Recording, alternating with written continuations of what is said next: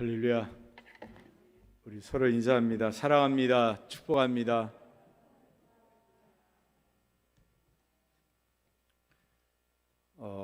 주일 11시에 헌신예배 처음 드려보니까 어색하지요. 제가 왜 직분자 헌신예배를 드리냐면 2년 동안 마이크 조금 올려야 될 것 같아요.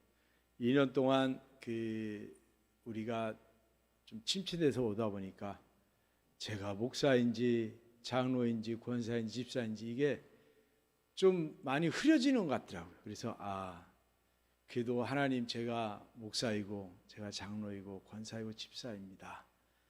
또 속장이고 또 하나님이 교회에서 이런 거 맡기셨습니다라는 거를 한 번은 좀 생각하면서 예배를 드렸으면 좋겠다. 근데 오후 예배를 못 드리니까, 그래서 이번 기회에 좀 뭔가 어색하지만은 혹시 뭐 남성교회고 여성교회고 헌신예배 드리고 싶으면 그냥 11시에 드려도 될 것 같아요.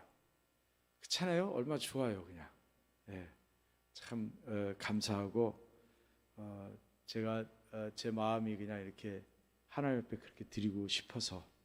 하나님이 기뻐하는 사람, 우리는 누구나가 다 이 세상에 태어나면 인생을 살아가요. 사람의 삶, 일생이라 그러잖아요. 그걸 살게 돼 있어요. 누구든지. 그거를 안 살고 가는 사람도 있지요. 뭐 태중애라든지 태어나서라든지 어떻게 좀 잘못돼서 그런 경우가 있지만, 내가 뭔가 의식하고 인식하고 배우고 하는 과정에서는 다 일생을 누구든지 다 이렇게 사는 거예요. 인생이라는 게 있습니다. 그러면 내가 그리스도인으로서, 직분자를 포함해서 그리스도인으로서 내가 어떻게 사는 게 참 보람되고 좋은 인생일까? 또 내 자신이 볼 때 행복한 인생이 될까? 또 우리는 그리스도인들이니까 하나님 보시기에는 어떻게 사는 게 정말 하나님을 기쁘시게 하는 그런 성도가 될 수 있을까라고 했을 때, 오늘 이 본문 말씀을 통해서 우리들이 한번 내 자신도 돌아보고 하나님께서 필요로 한 사람으로, 또 이웃에게 유익한 사람으로 살아갈 수 있기를 주님의 이름으로 부탁드립니다. 그래서 오늘 8절 보면, 너희가 전에는 어둠이더니 이제는 주 안에서 빛이라, 빛의 자녀들처럼 행하라 그랬어요. 빛이라는 거예요. 빛입니다. 할렐루야. 빛이에요. 성경은 늘 그렇습니다. 우리가 캄캄한 어둠 속에 헤매는 그런 인생이었는데, 예수 그리스도를 통해서 또 그 전에는 하나님의 은혜를 통해서 우리가 부름을 받았고, 그 부름 받음에 내가 응답을 해서 하나님의 자녀가 되었다라고 할 때, 어둠에서 빛으로 옮겨진 자녀라 이렇게 말합니다. 어둠에서 빛으로 옮겨졌다라고 하는. 그럼 여러분 지금 빛 가운데 살고 계십니까? 빛이라고 느껴지십니까? 아직도 어둠 속에 있다고 생각이 드십니까? 요즘은 밤낮이 별로 없는 것 같아요. 그냥 다 화나니까. 그렇죠? 서울 시내 가면 그냥 밤 12시에도 저기 동대문 저기 옷 파는 데 이런 데 가면 막 대낮 같아요. 그냥. 지금 모르겠는데 예전에는 막 처음에 생겼을 때 막 대낮 같더라고요. 새벽 2시인데도 뭐 사람들 밥 먹고 있고, 거기서 뭐 춤추고 있고 쇼하고 있고 뭐 쇼핑하고 있고, 야, 별천지 같더라고요. 지금 우리가 그렇게 살다 보니까 이게 내가 낮에 있는지 밤에 있는지, 지금 이게 낮인지 밤인지, 낮에 해야 하는 행동인지 밤에 해도 되는 행동인지, 이게 혼돈이 오는 거예요. 지금 보면. 뭐 이렇게 가끔 보면 뭐 밤 11시, 뭐 12시, 새벽 1시 막 이럴 때 밥 먹는 사람들도 있더라고요. 뭔가 이 사회가 낮과 밤에, 빛과 어둠에 대한 부분들이 많이 변화가 일어나고 있습니다. 우리 그리스도인들도 마찬가지예요. 그리스도인들도 예전에 예수 믿으면 예수 믿는 사람 이래야 돼, 이래야 돼, 이래야 돼, 이게 있었잖아요. 근데 지금은 이러는 사람도 있고, 이러는 사람도 있고, 이러는 사람도 있고, 이러는 사람도 있고, 이렇게 생각이 드는 거예요. 그래서 그걸 그냥 서로 조금씩은 묵인하고 희석되는 것을 그냥 용납하고 살아가는 시대가 됐어요. 예전에는 그러면 안 돼 이랬는데, 지금은 그냥 그래도 되는 것처럼 이렇게 희석이 되어 가는 거예요. 영적인 것도 마찬가지입니다. 우리가 영적으로도 분명하게 이게 하나님 앞에 우리들이 영적으로 서는 것도 참 중요한 부분이 많은데 그런 부분에서 영적인 것과 육적인 것에서 우리가 추구하는 삶이라든지 신앙생활하면서 영적으로 하나님 앞에 더 거룩하게 서야 되는 것, 진실하게 서야 되는 것, 이런 것들이 많이 이렇게 약화되어 가는 것 같아요. 그러다 보니까 방법도 잃어버리고 방향도 잃어버리게 되는 거예요. 예전에는 뭐가 있으면 기도해야 돼요. 또 예전에는 금식을 3일 하세요. 뭔가 이렇게 분명하고도 확실하게 제시를 했는데 지금은 그런 제시를 잘 못하는 시대를 살아갑니다. 왜냐하면 사람마다 환경이 다르고 형편이 다르니까 그런 걸 잘 못해요. 그러다 보니까 어떻게 해야 되는지 잘 몰라요. 지금 여기 계신 분들은 그 앞선 분들의 신앙의 모습을 보면서 배웠잖아요. 그냥. 네. 그래서 이건 이렇게 해야 되는구나. 이건 이렇게 해야 되는구나. 근데 지금 여러분을 보고 배우는 자녀들의 모습에서는 또 다른 이제 모습이 나타나는 거죠. 그래서 영적으로 어두운 속에 있느냐 아니면 빛 가운데 있느냐라고 했을 때에 그것을 내가 어떻게 알 수 있을까라고 하는 부분에 있습니다. 근데 오늘 말씀은 열매를 말합니다. 열매. 할렐루야. 열매를 말합니다. 너희가 전에는 어둠이더니 이제는 주 안에서 빛이라 할 때 이 빛의 열매가 있는 거예요. 우리들이 삶의 인생의 열매가 있잖아요. 여러분이 하나님 부름 받을 때 되면 인생의 열매를 생각해요. 내가 어떻게 살았나. 내가 이렇구나 라는 인생의 열매를 생각하잖아요. 또 여러분들이 한 사람으로서의 삶의 열매가 있어요. 내가 남편으로서, 아버지로서, 엄마로서, 아내로서, 며느리로서, 또 아무개로서 내 삶의 어떤 열매들이 있어요. 그때는 참 그랬어. 참 잘했어. 이러면서 스스로가 생각하는 게 있고, 신앙생활의 열매가 있어요. 또 신앙생활의 열매들이 있습니다. 그럼 오늘 빛의 열매를 말합니다. 빛의 열매. 이 빛의 열매는 다른 해석에서는 성령의 열매라고 말합니다. 근데 성경은 열매를 통해서 그 사람을 안 되는 거예요. 열매를 통해서 안 되는 거예요. 할렐루야. 열매를 통해서 안 돼. 그러니까 이 빛의 열매는 성령의 열매라고도 하는데 이 열매를 통해서 하는데 오늘 말씀 보니까 이 빛의 열매는 모든 착함과 의로움과 진실함.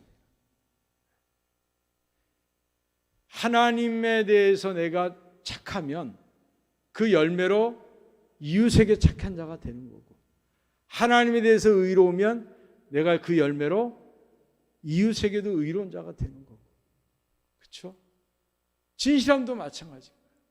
하나님께 대해 진실하면 사람들에게도 진실해지는 거예요. 그게 열매로 나타나는 거죠.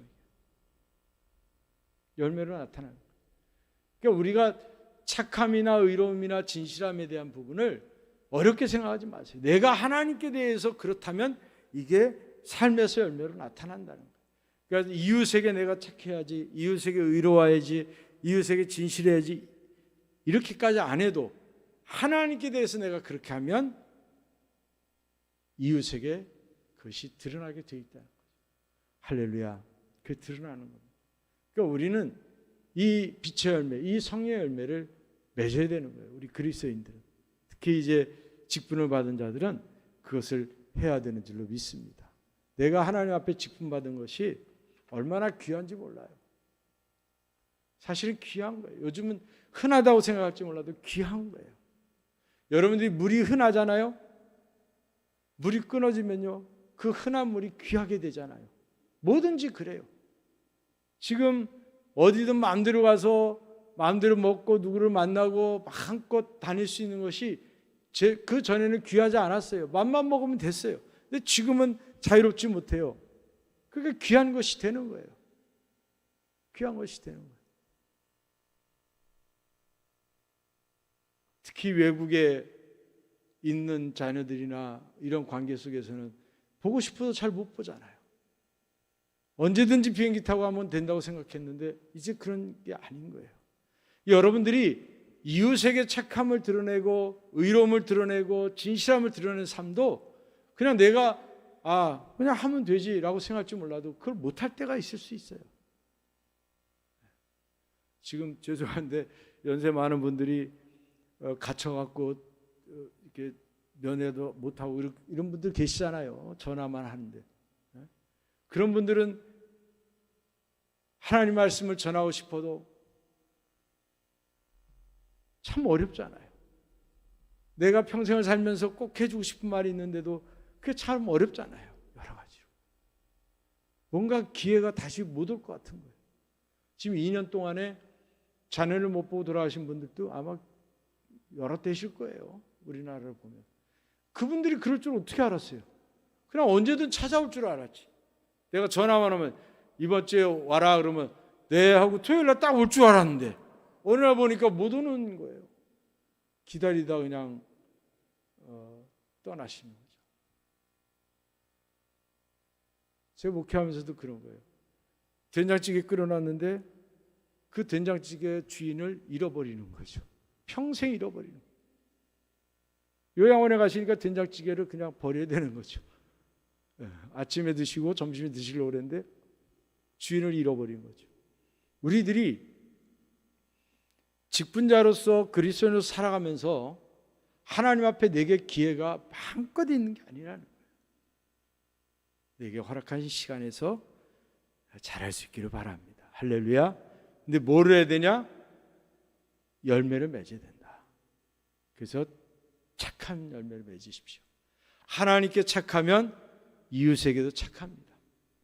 부모에게 착하면 이웃에게도 착하잖아요. 먼저 하나님께 착한 자가 되십시오. 하나님께 착한 자가 뭐예요? 하나님 말씀 잘 듣는 거예요. 착한 게 뭐예요? 말 잘 듣는 게 착한 거예요. 하나님의 뜻을 분별하고 하나님께 더 가까이 하는 것. 의로운 건 뭐예요? 의롭다는 것. 하나님은 의로우시잖아요. 그러니까 내가 세상 사람처럼 너무 야가도 안 되고 또 해를 끼쳐도 안 되고 하나님 앞에 내가 의로운 자가 되면 이웃에게도 의로운 자가 됩니다. 여러분 악한 자가 되면 안 되잖아요. 해를 끼친 자가 되면 안 되잖아요. 예를 들어 이 양평 동네에 해를 많이 끼치는 사람이 10명이 이사 와봐요. 그럼 이 양평 사는 사람들이 엄청 긴장할 거란 말이에요. 엄청 긴장. 근데 여기에 유익을 주는 사람 10명이 이사 와봐요. 그럼 마음부터가 좋아지잖아요. 좋아지잖아요. 우리들이 하나님 앞에서 의로운 자로 서면 이웃에게도 의로운 자로 설 수밖에 없습니다. 그 다음에 진실한 거죠. 하나님 앞에 진실한 거. 하나님 앞에 진실한 자가 돼. 그럼 이웃에게도 당연히 진실하게 가는 거예요. 전에 왜 북한에서 억류돼 가지고 2년 반 정도를 계셨던 이면수 목사님이라고 캐나다에 그분이 이제 개척하셔서 캐나다 교회가 한 3,000명으로 늘어났어요. 그래서 이제 은퇴를 이제 앞두고 그 전에 이제 북한에 그분이 550억 정도를 갖다가 선교를 했대요.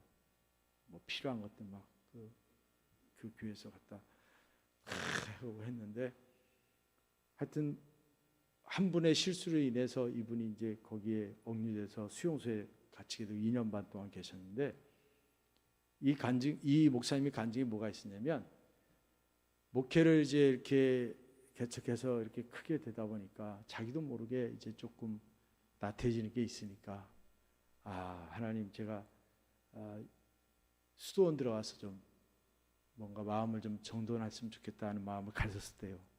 근데 하나님이 그냥 북녘 땅의 수도원에다 그냥 집어넣으셨잖아요. 그러니까 이분이 억울하지 않아요. 수백억을 갖다가 도와주고 자기는 정말 해로운 짓도 안 했는데 억울하게 잡힌 거잖아요. 한 사람의 동영상을 이렇게 촬영해갖고 올린 게 이제 발단이 돼가지고. 근데 거기 있는데 그런 게 다 사라지더라는 거죠. 그리고 이제 나오셔갖고 지금 이렇게 간증하시면서도 이게 뭐 그분이 원인 제공하신 분이 와서 막 그냥 미안하다 그러는데 전혀 미안할 게 없다는 거죠. 그러면서 이제 신앙적으로 더 이렇게 성숙해지시고 더 깊어지시고 또 요셉도 생각하게 하시고 그죠? 어려움 속에 있으면 다 주님도 생각나고 다 그렇잖아요. 그러면서 그분이 아주 밝게 웃으시더라고. 억울한 2년 반인데, 고통의 2년 반인데, 새끼를 먹는데 변을 보면 염소 똥만하게 나오고 없으니까 뭐. 그런 고통의 시간들이 있었음에도 불구하고 그것을 빛으로 드러낼 수 있는 그 은혜가 참 저는 참 대단하다. 그런 생각이 들었습니다. 이게 어떻게 보면 하나님 앞에 진실함이 곧 사람들에게 드러나는 진실함인 것 같아요. 할렐루야. 우리들이 너무 이렇게 포장하는 것에 익숙하지 마세요. 저는 어느 때인가 그런 생각을 해봤어요. 사람들이 예전에 원주민들처럼 화장이나 옷이나 이런 거 다 없이 그냥 원주민들은 벗고 살았잖아요. 이거 하나 뭐 걸치고 이러고 살잖아요. 지금도 그렇게 사시는데 그런 세상에 온다면 사람들이 상당히 좀 진실해지지 않을까 하는 생각을 해봤어요. 그런 세상에 온다면 우리들이 하나님 앞에서는 가릴 게 없잖아요. 가릴 수도 없고 그러니까 하나님 앞에 우리가 진실한 만큼 우리들이 빛 가운데서 사람들에게 진실함을 드러내며 살 수 있기를 주님의 이름으로 부탁드립니다. 오늘 10절 보면은 주를 기쁘시게 할 것이 무엇인가 시험하여 보라 그랬거든요. 그러니까 성경에 하나님을 시험한 사람들은 있어요. 뭐 기도원을 비롯해서 시험한 사람들이 있는데 시험하여 보라라고 하는 이 단어들은 별로 없어요. 그 말라기의 이제 11조에 대한 부분, 하나님 앞에 11조 드리고 하나님 축복해 주시는지 안 해 주시는지 시험해 보라는 거 이거 있고 오늘 이 본문 말씀이 있어요. 주를 기쁘시게 할 것이 무엇인가 시험해 보라는 거예요. 이게 뭐예요? 적극적인 신앙의 자세를 가지라는 거예요. 주님이 기뻐하실 게 무엇인지를 자꾸 해보라는 거예요. 그거는 뭔가를 자꾸 해야 될 거 아니에요. 해봐야 알지요. 그냥 기쁘신 걸 어떻게 알아요? 부모가 뭐를 맛있게 드시는지를 알려면 사다 드려봐야 알지. 그렇잖아요. 물어봐서 뭘 알겠어요. 어떤 옷을 좋아하시는지 색깔별로 사다 드려봐야 알지. 그러면 뭐를 잘 입는지 안 입는지를 알잖아요. 좋아하는지 안 좋아하는지를. 근데 사람들은 핑계를 낼 때 자녀들은 그래요. 우리 엄마는 뭘 사다 줘도 별로 안 좋아해. 뭐를 드시라고 해도 안 드시고 안 좋아하니까 안 드시는 거지. 그렇잖아요. 뭘 좋아하는지 뭘 기뻐하는지를 생각해야 되는데 자녀들이 그냥 머리로만 생각하잖아요. 돈 들이면 좋아는 하시는데 그거 돈 표도 안 나고 그거 돈 들이면 안 돼. 왜 쥐네들이 그런 생각을 하냐고. 좋아하시는 걸 하면 되지. 어떻게 쓰든 말든. 그렇잖아요. 우리가 그게 참 문제란 말이에요. 자녀뿐 아니라 선물을 하든 뭐를 하든 그냥 주면 그 사람이 알아서 하면 되는데 그 사람이 뭘 하는지까지 관심이 있는 거야. 어떻게 하는지까지 관심이 있어서 내가 원하는 대로 안 하면은 선물 하나 봐라. 돈을 주나 봐라. 막 이렇게 된단 말이에요. 그럴 필요 없어요. 그 사람이 기뻐하는 것으로 끝이야. 그렇잖아요. 기뻐하는 것으로 끝이에요. 어떤 사람은 뭐 실제인지 아닌지 모르지만 무슨 호텔 하나 빌려가지고 그냥 그 사람 한 사람을 기쁘게 하기 위해서 막 호텔을 빌려서 뭘 이벤트를 한 사람도 있다는데 그 돈은 엄청 들잖아요. 그런 게. 그래도 그 사람이 기쁘니까 한다는 거야. 근데 그거 조금 하면서 뭘 자기를 자꾸 드러낼까? 우리가 하나님께 맞춰. 하나님이 기쁘시면 끝나는 거예요. 내가 이렇든 저렇든 아니란 말이에요. 그리고 이제 하나님 기쁘셔서 내게 복을 주시면 감사한 거예요. 이웃에게도 마찬가지예요. 그가 기뻐하면 끝나는 거예요. 할렐루야. 그가 기뻐하면 끝나는 거예요. 우리들이 하나님이 뭘 기뻐하실까 할 때는 내가 해보는 거예요. 하나님, 올해는 제가 속장을 해볼게요. 하나님, 올해는 제가 여성개장 해볼게요. 하나님, 올해는 제가 안내도 하고, 올해는 제가 청소도 하고, 뭣도 하고 해보는 거예요. 하나님이 기뻐하시면 어떻게 하냐? 내가 기쁘면 그 열매로 아는 거예요. 하나님이 기쁜 걸 어떻게 하냐? 내가 열매로 되게 기쁘거든요. 아, 하나님, 제가 이거 해보니까 너무 기뻐요. 이걸 한 해 더 할까요? 아니면 또 다른 거 해볼까요? 그러면 해보는 거예요. 하나님이 기쁘시대는데.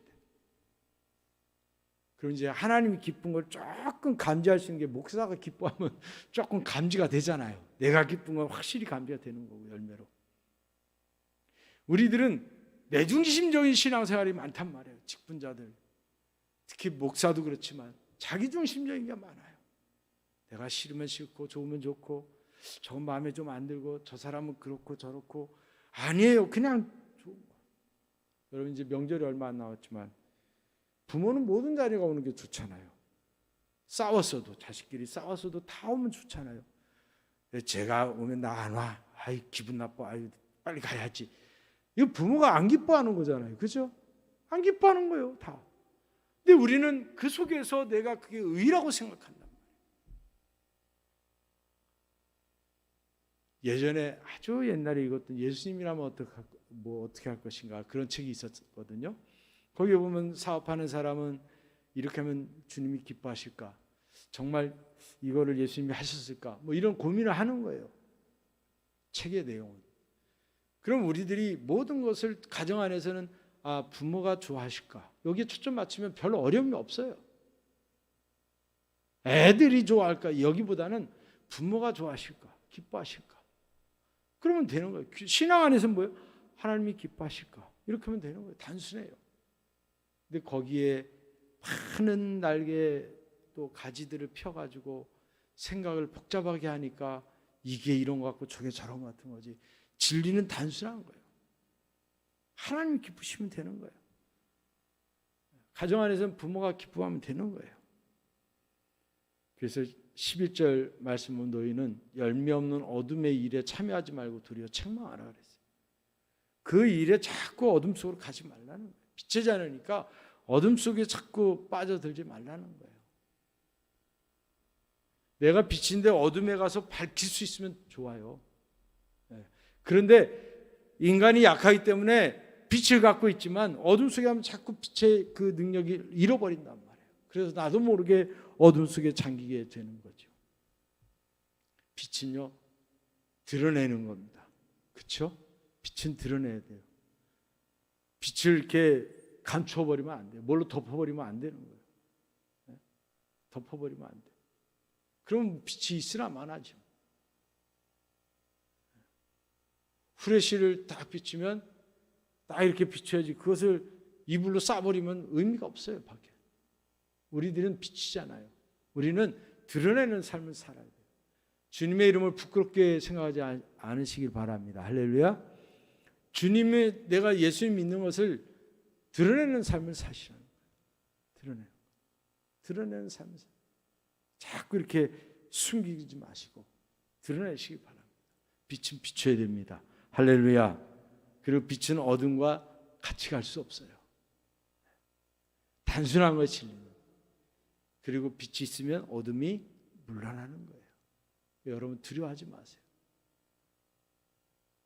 하나님의 대적은 내가 하나님의 자녀가 되면 다 이길 수 있는 거예요. 13절 우리 말씀 봅니다. 그러나 책망을 받는 모든 것은 빛으로 말미암아 드러나나니 드러나는 것마다 빛이니라 그랬어요. 책망이 될 만한 것은 빛으로 다 드러난다는. 그럼 우리는 뭘 해야 돼? 회개하면 되는 거예요. 그때 하면 되는 겁니다. 그때. 할렐루야. 넘어가지 마세요. 뭔가 이렇게 탁 깨달음이 오면 그때 하면 되는 거예요. 그걸 이렇게 넘어가지 마시오. 넘어가면 쌓이는 거고 무거지면 치우기가 힘들어요. 근데 우리는 왜 회개를 해야 되느냐? 힘이 없어요. 우리가 그것을 원위치 할 수 있는 힘도 없고, 이길 수 있는 힘도 없어요. 지배할 수가 없어요. 우리가 힘이 없어서. 그래서 우리들이 그때그때 회개의 삶을 사는 거예요. 그래서 14절 보면 그러므로 이르시기를 잠자는 자여 깨어서 죽은 자들 가운데서 일어나라. 그리스도께서 너에게 비추이시리라 그랬어요. 비추이시리라. 주님이 빛을 비추니까 우리가 그 빛을 받아서 비추는 거예요. 내 스스로 빛을 만들어내거나 바라지는 못해요. 그러니까 주님이 비춰주시니까 그 빛을 내가 이렇게 비추는 거예요. 이렇게 내가 비추는 거예요. 여러분 교만하지 마세요. 능력이 없어요. 능력이 없습니다. 우리가 가끔 보면 사람들이 실수해서 뉴스에도 나오고 막 그러잖아요. 잘못해서. 그 사람들은 처음부터 그러려고 한 게 아니죠. 대부분 보면 자기들이 능력이 있다고 생각을 하는 거예요. 그러다가 그게 이제 하나가 잘못돼서 시작하면 그냥 줄줄이 나오는 거죠. 그게 다 덮어졌던 거거든요. 능력이 많아서 그거를 다 숨기고도 갔던 건데 어느 순간에 딱 드러나니까 그냥 주르륵 그냥 이렇게 나오는 거예요. 우리 그리스도인들이 그럴 수가 있어요.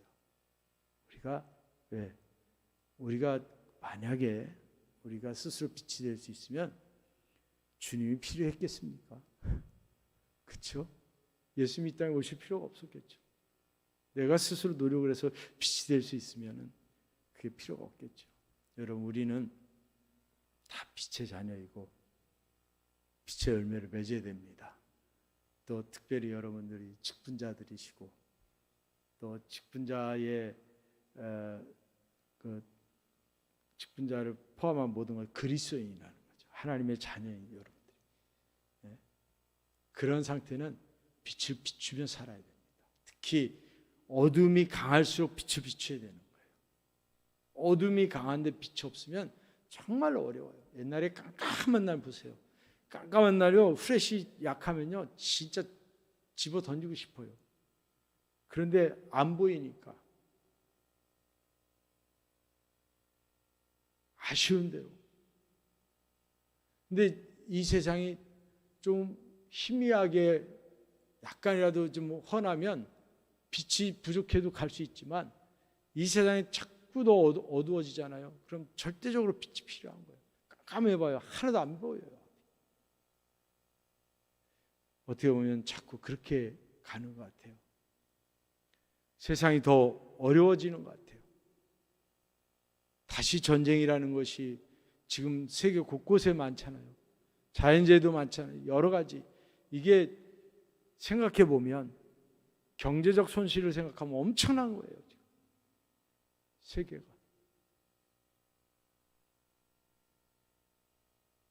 사람의 어떤 삶과 죽음이라고 하는 이 사는 것과 죽는 것을 생각해 볼 때도 참 많은 일이 벌어지는 거죠. 과학이 발전하고 있고 세상이 좋아진다 그러는데 왜 이렇게 병도 많고 죽는 게 많고 왜 이렇게 어렵고 고통스럽고 나라별로 이기적이 되고 전쟁을 치르고 이렇게 되는지 모르겠어요. 그건 어둡다는 거예요. 세상이 어둡다는 거예요. 여러분만 봐도 그렇잖아요. 옛날에 이웃이 뭐 얘기만 하면 아유 알았어 해줄게 도와줄게 그랬잖아요. 지금은 이웃이 저 사람 왜 그러지? 뭔 일 있나? 벌써 의심이 되잖아요. 의심이. 네? 여러분 이웃에게 돈 빌려달라고 해보셨어요? 옛날에 가난할 땐 빌렸잖아요. 오히려 지금은 돈 빌려달라고 하면 이상한 사람 취급해요. 오히려 더 갚을 능력도 많고 더 좋은 세상인데도 불구하고 그만큼 어려운 세상을 우리가 살아가고 있는 거예요. 그래서 우리 그리스도인들이 빛이 돼야 되는 거예요. 비춰야 되는 거예요. 특히 올 한 해 좀 어둡게 시작하잖아요. 그렇지만 우리 그리스도인들이 빛이 되시고 세상을 비추면 세상이 환해질 겁니다. 내가 있는 곳 근처라도 환해져야 될 거 아니에요. 특히 우리 직분자들은 더 그렇습니다. 여러분이 빛을 가진 자로서 여러분들이 열매 맺으면서 살아가시기 바라고 무엇보다도 하나님의 기쁨이 되시기를 주님의 이름으로 간절히 축원을 드립니다.